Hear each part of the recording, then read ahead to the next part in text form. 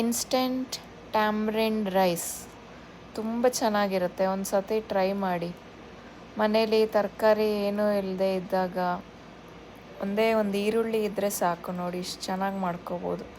ತುಂಬ ಈಸಿ. ಎಣ್ಣೆ ಇಟ್ಟು ಕಡಲೆಬೀಜ, ಸಾಸಿವೆ, ಜೀರಿಗೆ, ಉದ್ದಿನಬೇಳೆ, ಕಡಲೆಬೇಳೆ ಎಲ್ಲ ಫ್ರೈ ಮಾಡ್ಕೊಡಿ ಕೆಂಪದಾಗೋವರೆಗೂ. ಆಮೇಲೆ ಈರುಳ್ಳಿ, ಕರಿಬೇವಿನ ಸೊಪ್ಪು ಹಾಕಿ ಫ್ರೈ ಮಾಡ್ಕೊಳ್ಳಿ. ಸ್ವಲ್ಪ ಅರಿಶಿಣ, ಹುಣಸೆಹಣ್ಣು ರಸ ಹಾಕ್ಕೊಳ್ಳಿ.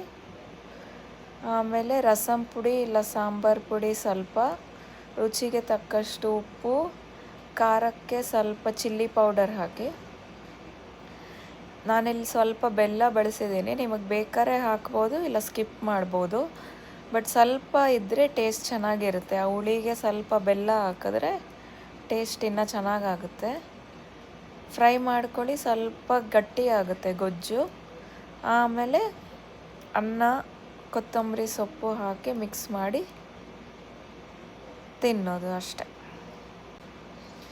ಬಿಸಿ ಬಿಸಿ ಅನ್ನ ಹಾಕ್ಕೊಳ್ಳಿ, ಮಿಕ್ಸ್ ಮಾಡಿ.